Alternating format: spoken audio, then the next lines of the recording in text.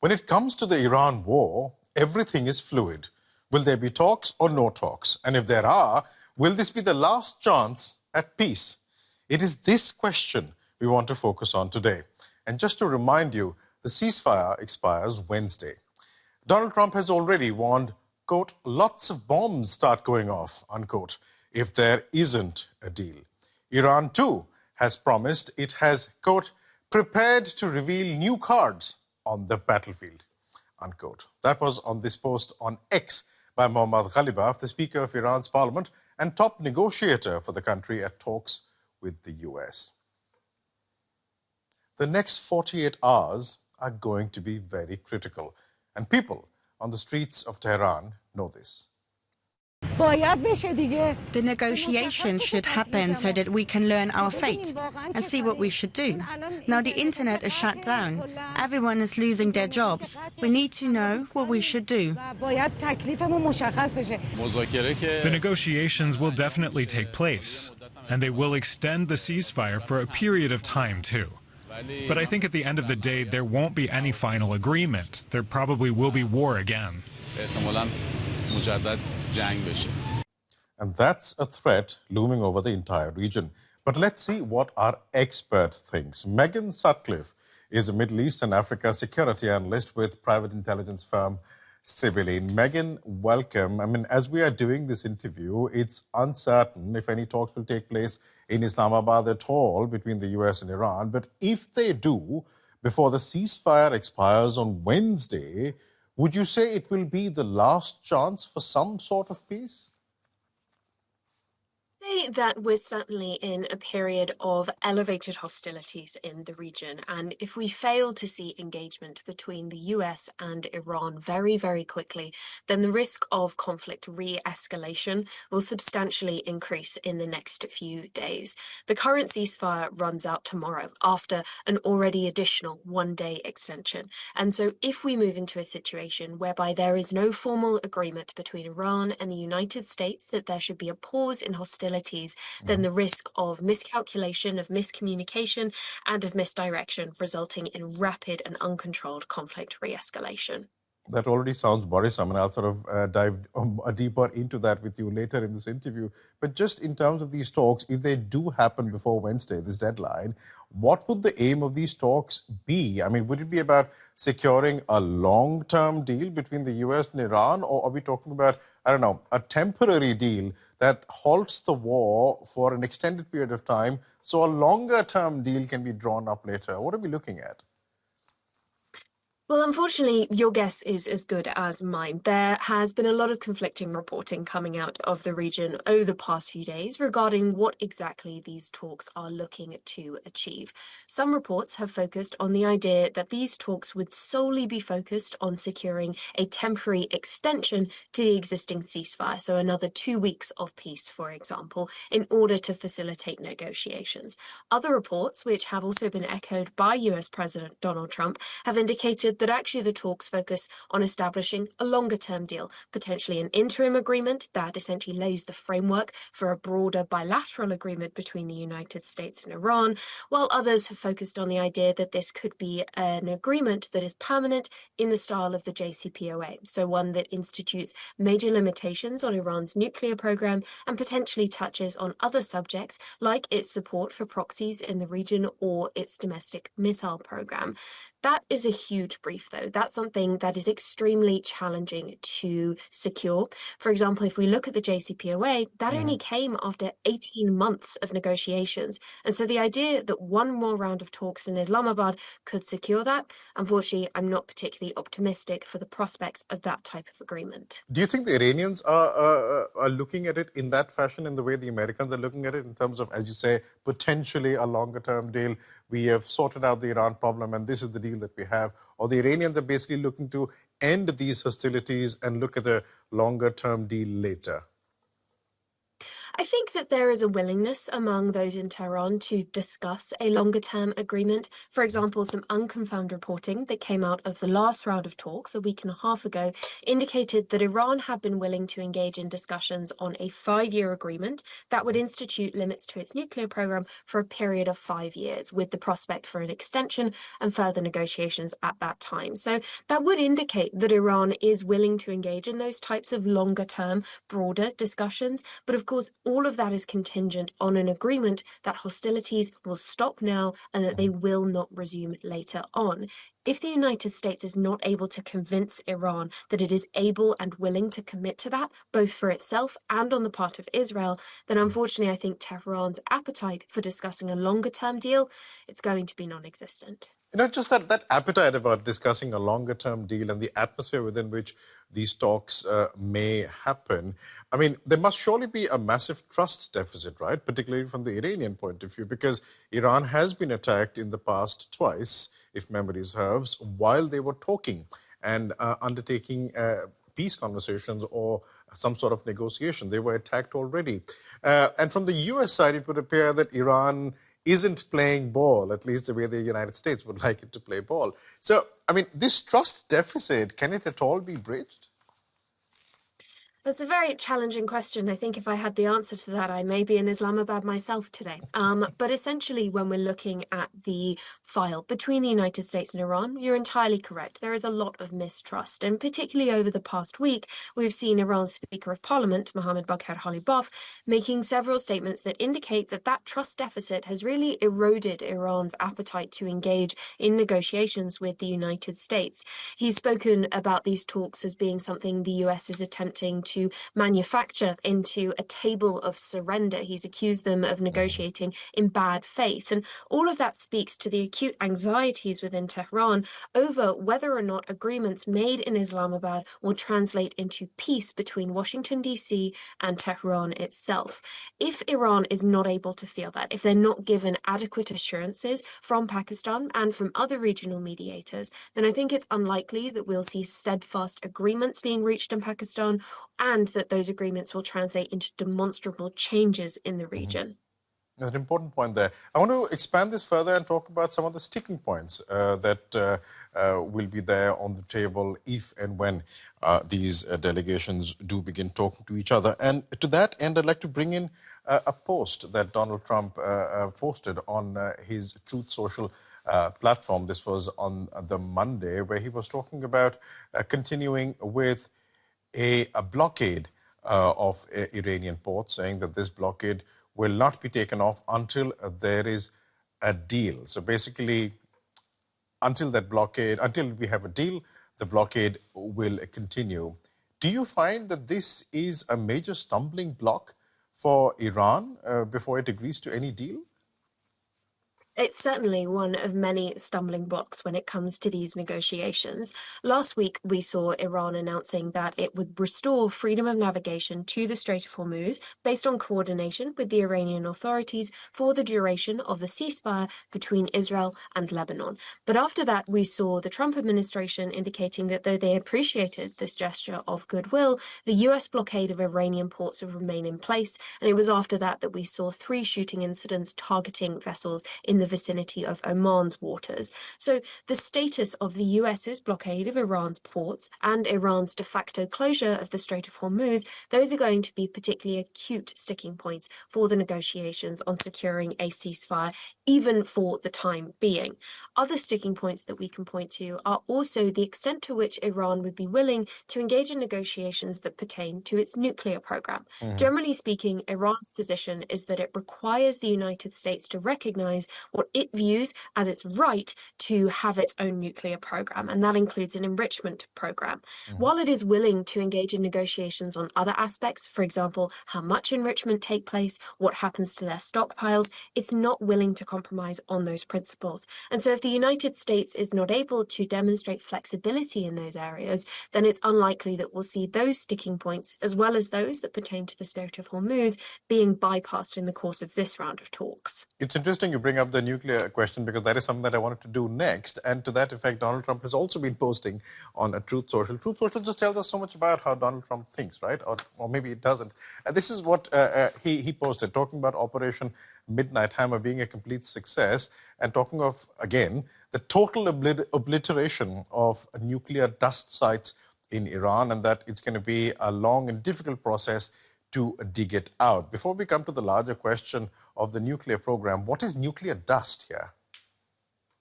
I think what that refers to is essentially Trump's way of talking about Iran's stockpiles of enriched uranium. Okay. When the United States engaged in Operation Midnight Hammer, it targeted 3 major enrichment sites within Iran, all of which were believed to some extent to hold some of Iran's highly enriched uranium stockpiles, so the 400 kilos of uranium enriched up to 60%.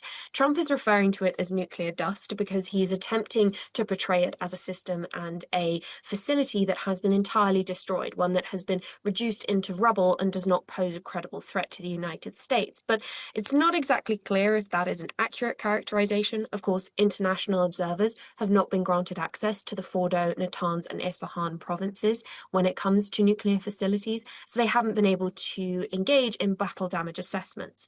So it's not exactly clear whether that is an accurate characterization, but what it speaks to is the messaging campaign on the part of the Trump administration, one that is attempting to characterize Iran as having no power in these negotiations, as being at the mercy of the United States, and one that should seek to agree to the US's proposals without compromise to avoid further conflict. I'm just trying to understand this Trump post, and help me with this.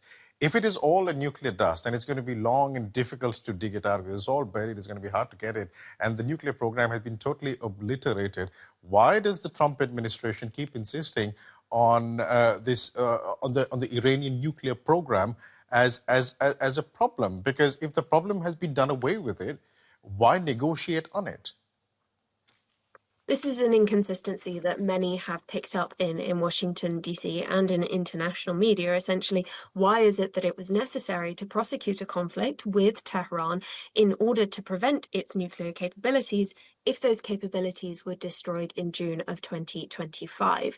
Several members of the Trump administration have attempted to rectify that inconsistency, that potential contradiction, by stating that this war and this negotiation period is also about removing Iran's capacity to ever develop a nuclear weapon. Essentially, the concern that because Iran has developed the knowledge, the technology, and the infrastructure that could potentially be resuscitated to pursue a nuclear arsenal, that needs to be dealt with in the course of these negotiations. But it's certainly an inconsistency, one that hasn't been effectively communicated, and that does draw in larger questions about what exactly the status of Iran's nuclear program is, what Iran has disclosed to the United States, and what the role of international observers will be going forward. So if you're Iran here, Megan, and you've been attacked twice in 2 years, your nuclear installations have been attacked, are you more certain than ever that you will definitely have a nuclear program now, that you will potentially enrich it to weapons-grade uranium? Is that what your determination will be now, or will you be willing to compromise and say, okay, we will give up our nuclear program despite having been attacked twice over it? I think that is one of the major concerns when it comes to the international community and its observation of Iran at this point in time. Of course, for many years, Iran essentially maintained itself as a threshold nuclear power, one that had the capacity to develop a nuclear weapon, but didn't have one yet. This gave it more leverage in international negotiations and was a position that was strictly adhered to by the former Supreme Leader, Ali Khamenei, who, of course, published a fatwa condemning the development of nuclear weapons in 2004. But the Iran that we're dealing with today is a slightly different one. It's one that is no longer led by Supreme Leader Ali Khamenei, but by his son, Mojtaba, who is more broadly and closely associated with the hardline elements of the IRGC, some of which have in the past called for Iran to develop a nuclear weapon as a way of deterring further attacks. Looking at this from those hardliners' perspectives, essentially the resolve that has likely developed over the course of the hostilities of the past 2 years is likely stronger than ever. And therefore, the risk is that should those powers remain in place and Iran continue to face what it views as potentially existential threats to the continuation of the state and the existence of the Islamic Revolution, that will then trigger increasingly hardline positions when it comes to weapons development, and that will extend into developing further the nuclear program. In this section of the interview, we're talking about sticking problems and sticking issues to do with these talks and potential stumbling blocks. And we were talking about this with the team in the morning today. There's been reporting about this as well, as to whether Donald Trump's posts on social media themselves are a problem that are complicating negotiations. And to that end, I'd like to just bring back the Truth Social post that we brought up earlier, the one to do with the blockade of Iranian ports, because that was a very long post, and it began with Trump claiming that he is winning a war by a lot, and things are going very well. Megan, I mean, if you're Iran and you're talking about negotiating with the Americans in this atmosphere of distrust, having been attacked before as well, do those posts by the American president further complicate negotiations? I think they do. I think that essentially what they do is that, firstly, they inflame the tensions that already exist between Washington, D.C. and and Tehran. Essentially, this is not exactly a friendly relationship. There have been adversarial relations between Iran and the United States since 1979. And when we're adding in statements from the President of the United States that include references to an entire civilization dying, to Iran essentially having been beaten, that they need to capitulate, that no more Mr. Nice Guy will be present in these negotiations, that just adds to those tensions. It inflames them even more. But it also has a secondary effect. It undermines Iran's confidence in the US's delegation to actually get a deal across the line. Essentially, there is a concern that if this is what is being said in the White House, if this is what Trump is thinking, then how is it possible to take the advances of Vice President J.D. Vance and the special envoys Steve Witkoff and Jared Kushner seriously? If they promise that this deal will go ahead, that there will be a decrease in tensions, how can they guarantee that Trump will accept that if he is constantly posting on Truth Social about how Iran has been entirely beaten and that essentially they do not have a ground to stand on? It undermines the trust in these negotiations and adds to the contentious nature of this diplomatic file and erodes the prospects for progress in the future. Let's go back to where we started at the start of our conversation, Megan, because we were talking about what if these talks don't go ahead, what if the ceasefire expires on Wednesday without any sort of extension or some sort of a deal to replace it.